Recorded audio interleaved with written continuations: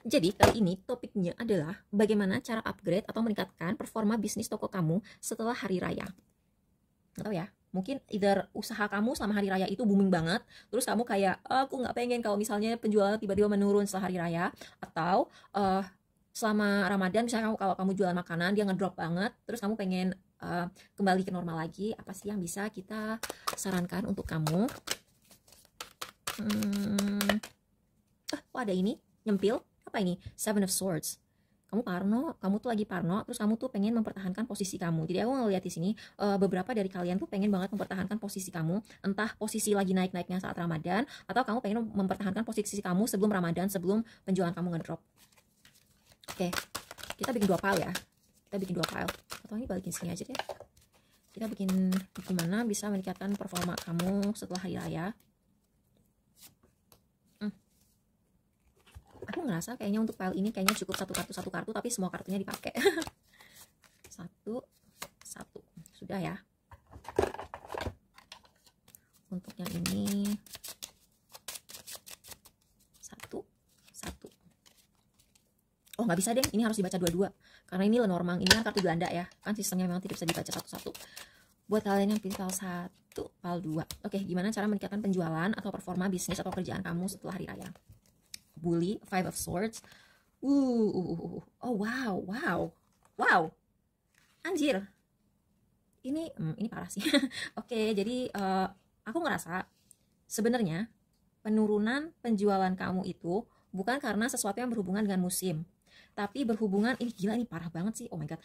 Jadi ada orang di lingkungan atau di industri kamu atau di bidang kamu yang kayak aku ngeliat sih dia either ngirimin kamu sesuatu secara gaib. Aku ini nggak akan berlaku untuk semua orang ya, bisa aja dia kayak sekedar ngegosipin kamu, kayak nyebarin rumor-rumor yang enggak. Tapi aku ngeliat orang ini ngehasut, ngebully kamu dengan hasutan. Oh, gila, ini orang yang mungkin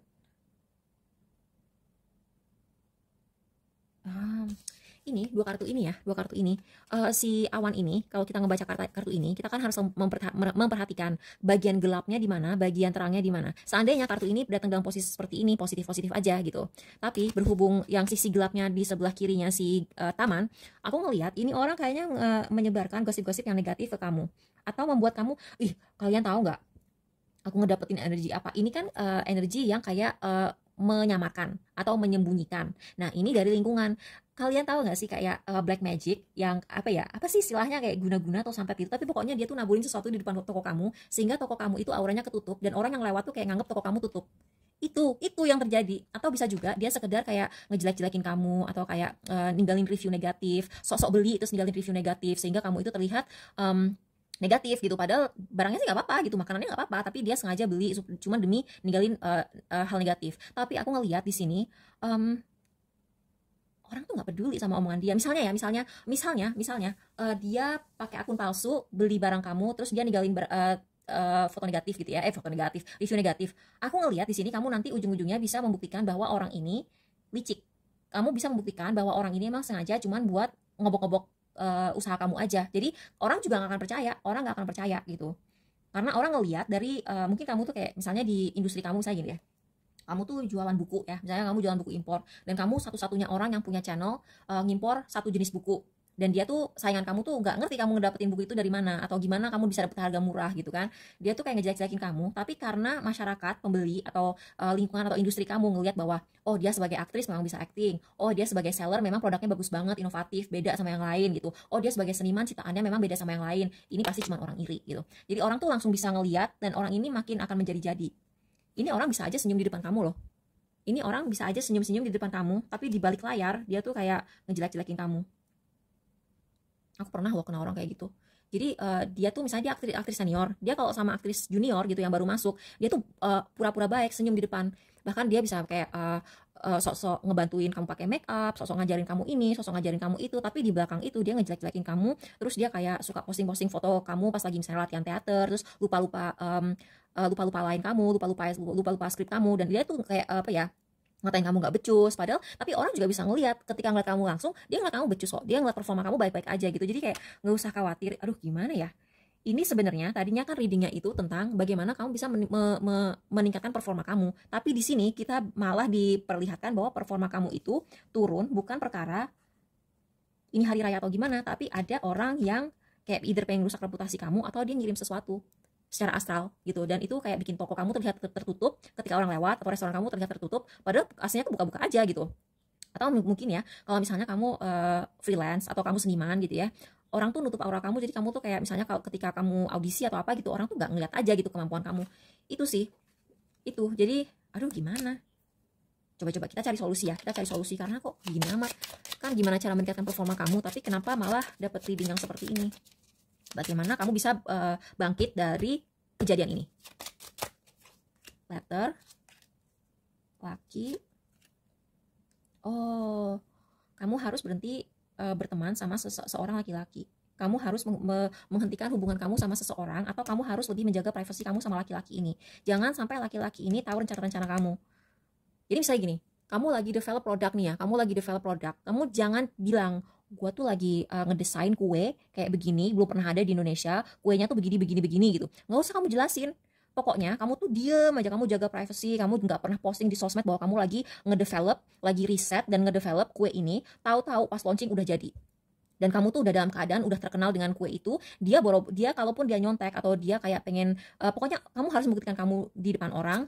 Dan ini penting komunikasi, kamu harus selalu mengkomunikasikan bahwa kamu mengalami ini, kamu mengalami itu. Misalnya nih ya, misalnya restoran kamu dikirimin sesuatu yang bikin toko kamu terlihat tutup gitu ya, kamu boleh kok kayak nge-tweet atau tulis di IG story, kok banyak ya customer bilang toko gue kelihatan tutup padahal gue buka loh. Itu akan bikin si orang ini takut, karena mungkin dia nggak akan, biasanya kan kalau orang kena kayak gitu kan diem-diem aja ya. Kalau aku bilang cerita aja.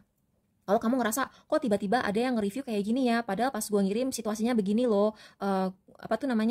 kalian tahu kan aku kalau misalnya ngirim ke kalian biasanya baik-baik aja, selama ini nggak ada customer komplain, tapi tiba-tiba ada orang ini ninggalin review jelek, dan itu nggak masuk di akal aku, karena aku kalau ngirim pakai prosedur ini gitu. Jadi jabarin, sumpah jabarin. Itu akan bikin orang ini kayak ngerasa wah gue bakal ketahuan nih, malah reputasi dia ngerusak sebagai orang yang kompetitif tapi kompetitifnya tidak sehat.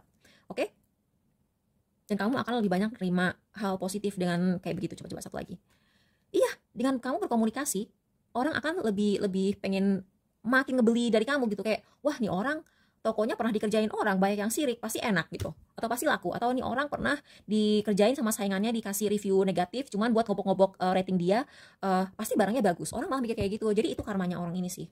Biarin aja, lagian dia licik banget. Anyway, buat kalian ini di PAL 2, moga-moga yang ini simple ya, karena yang ini complicated banget. Pioneer, Dervish. Wow.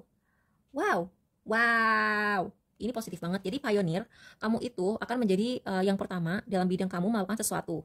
Dan kamu saat ini kalian lihat gak sih?